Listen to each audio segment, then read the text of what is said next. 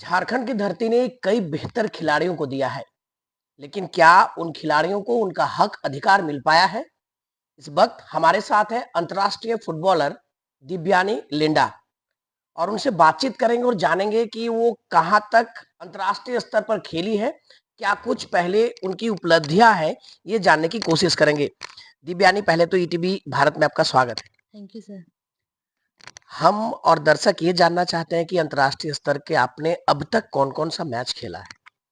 Sir अभी तो हम लोग नेपाल गए थे, वहाँ पे एफसी क्वालीफायर राउंड खेले, फिर क्वालीफाई होके हम लोग का गेम चाइना में हुआ था। तो चाइना में हम लोग खेलने गए थे वर्ल्ड कप क्वालीफाई करने के लिए। तो वहाँ कुछ गलतियों के कारण हम लोग क्वार्टर फाइनल तक गए थे। वहाँ हम लोग का मैच थोड़ा खराब रहा। तो संभवतः आप झारखंड की रांची की पहली लड़की है जो फुटबॉल में इंटरनेशनल गेम तक पहुंचा है। ऐसे क्या कुछ आश्वासन मिला था जब आप खेलना शुरुआत की थी? आप लगभग पिछले 4 साल से खेल रही हैं। क्या लगा था कि कैसा भविष्य है फुटबॉल में झारखंड? अच्छा लगा था कि हमको लगा था कि हम अब फुटबॉल खेलेंगे, अगर देश का नाम रोशन करेंगे, अपना राज्य का नाम रोशन करेंगे, तो मेरा भाई जो है विकलांग, उसका इलाज हो पाएगा। और मेरा घर तो अभी रहने का लायक भी नहीं है, वो अच्छा थोड़ा रहने का लायक बन सके, वो मेरा मन में था। बट वो हो रहा है थोड़ा थोड़ा। बट जो मेरा भाई का इलाज का जो बोले थे कि हम करा देंगे दिल्ली लेके, वो हो नहीं पा रहा है अभी। अभी मेरा भाई वैसे ही घर में रहता है, अभी चल भी नहीं पाता है। तो बहुत खराब लगता है कि हम इतना खेल रहे हैं जिसके लिए, और वो चीज़ नहीं हो पाता है, तो बहुत दुख होता है। पर खेलना तो नहीं छोड़ेंगे, क्योंकि मेरा तो वही है, आगे बढ़ने का ही। डीसी ने आश्वासन भी दिया था घर बनाने का, आपके भाई का इलाज का। वो क्या हुआ? अब तक कोई रिस्पॉन्स मिला है उसमें? अभी तो कुछ नहीं हो पाया है, पर उम्मीद है कि होगा। उम्मीद है होगा। हाँ? आपका घर का भी मैंने दौरा किया था, वहाँ जायजा लिया था। घर की स्थिति काफी दयनीय थी। आपकी मम्मी से बातचीत हुई थी, आपके भाई से भी बातचीत हुई थी। उस वक्त डीसी से भी हमारी टीम ने बातचीत की थी। उन्होंने कहा था कि आपके घर का कायाकल्प होगा, आपके घर को बनवा के आपको दिया जाएगा। क्या उस दिशा में पहल की गई है अब तक? स्टार्ट तो हो गया है बनना, पर अधूरा हुआ है अभी तो। आधा बना है और पैसा का कारण रुक गया है। तो वो अभी बरसात से पहले वो बन जाएगा, तो हम लोग का रहने के लिए कुछ। जब आप खेलने जाती हो या फिर प्रैक्टिस करती हो, राज्य सरकार की ओर से कोई भी सहयोग? अभी तो कुछ नहीं। कुछ भी सहयोग नहीं? किट वगैरह, फुटबॉल शूज, वो कहाँ से मुहैया हो पाता है? मम्मी को, हम कहीं दूर खेलने जाते हैं तो सबके पास बड़ा बड़ा जूता, नाइकी, एडिडास ये सब देखते हैं, तो हमको भी लगता है कि हम भी जूता पहने, बड़ा जूता। पर मम्मी को जो बोलते हैं तो बोलती है कि हम इतना दिन काम करते हैं, तुम ही ले लेगी पैसा, तो हम घर क्या देखेंगे, बाबू लोग को का खिलाएंगे, का पहनाएंगे। इसीलिए सेगा का ही जूता में हम मैच खेलते हैं, प्रैक्टिस करते हैं। मम्मी क्या करती है आप? मजदूरी करते। पापा? पापा नहीं। पापा कुछ बीमारी के कारण शायद उनके निधन हो गया था। हाँ। उसके बाद पूरा पूरा घर का ख्याल मम्मी ही रखती हाँ। है।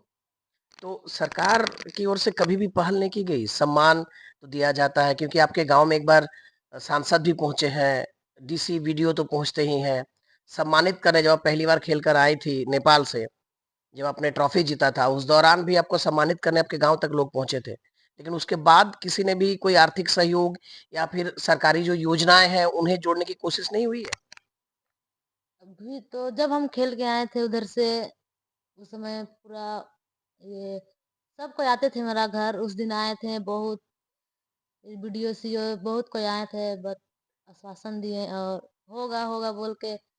जब हम उधर खेलने गए एफसी क्वालीफायर राउंड, तो बोले, घर में आके बोले मम्मी को कि दिव्यानी का आने से पहले हम बाबू का इलाज करने के लिए ले जाएंगे और घर बना के देंगे। पर अभी तक नहीं हुआ है, पर उम्मीद तो है कि। उम्मीद है। हाँ। और उपलब्धियों की अगर बात करें, जब आप खेलने जाती है अंतर्राष्ट्रीय स्तर में, तब कैसा अनुभव मिलता है? क्योंकि अलग देश के खिलाड़ियों के साथ खेलना होता है, वहाँ लैंग्वेज का प्रॉब्लम, खान पान का समस्या, क्या क्या फेस करती हो आप? वहाँ तो, यहाँ इंडिया से खान खान पान में तो उधर बहुत अलग रहता है। तो अच्छा नहीं लगता है पर भी खाना पड़ता है क्योंकि हम लोग को वहाँ देश के लिए खेलना है। अगर नहीं खाएँगे तो खेलेंगे कैसे? ताकि कुछ भी फल सब खा के रह जाते हैं और जब मैं ग्राउंड में उतरती हूँ तो थोड़ा हर तरफ का भी मेरा माइंड में चलते रहता है कि अभी हम तो इतना अच्छा प्लेस में हैं, इतना बड़ा बिल्डिंग में रह रहे हैं, इतना अच्छा बेड में सो रहे हैं, और मेरा घर वाला लोग अभी कहाँ सो रहा होगा, कैसे रह रहा, कैसे खा रहा। टेंशन भी होता है पर जब मैं ग्राउंड में उतरती हूँ तो केवल मेरा कोच को, जब मैं मैच खेलने जाती हूँ तो मेरा कोच को कॉल करती हूँ, मेरा मैं आज मैच है ऐसे वैसे बताती हूँ। बस वो बोलते हैं कि तुम टेंशन मत लो, तुम लोग का तेरा पीछे हैं हम, जग्गू सर हैं, तुम टेंशन मत लो, तुम अच्छा से खेलो, घर तरफ हम लोग देख लेंगे। बस मैं वही उम्मीद लेके चलती हूँ कि मेरा साथ में है मेरा सर, वो कर ही रहे हैं तो हम इधर तो अपना बेस्ट देंगे, अपना देश का नाम रोशन करेंगे। आगे का क्या टारगेट है? आपने इंटरनेशनल कई मैच खेला है, आगे कहाँ खेलने की तैयारी है और प्रैक्टिस कहाँ हो रही है? बेंगलुरु में शायद। हाँ, वहाँ हो रहा था, अभी तो सबको घर भेज दिया गया है, तो अभी हम लोग स्टार वॉरियर्स क्लब में ही प्रैक्टिस कर रहे हैं। और आगे तो अभी वर्ल्ड कप क्वालिफाई नहीं किए हैं तो अभी अंडर 19 सेफ गेम होगा तो वहाँ हम लोग खेलने जाएंगे। सेफ गेम की तैयारी कर रहे हैं आप। गाँव में कहाँ प्रैक्टिस करते हैं आप? कांके प्रखंड का चरदी गाँव, उलातू पंचायत। कैसा जगह है? ग्राउंड किस तरीके का है?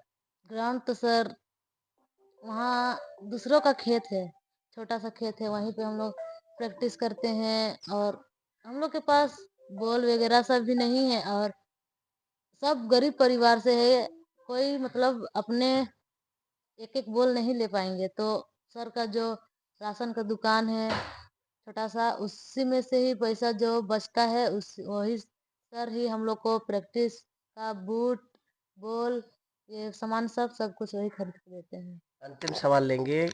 आप हमारे माध्यम से सरकार और खेल विभाग से क्या मांग करना चाहती हैं?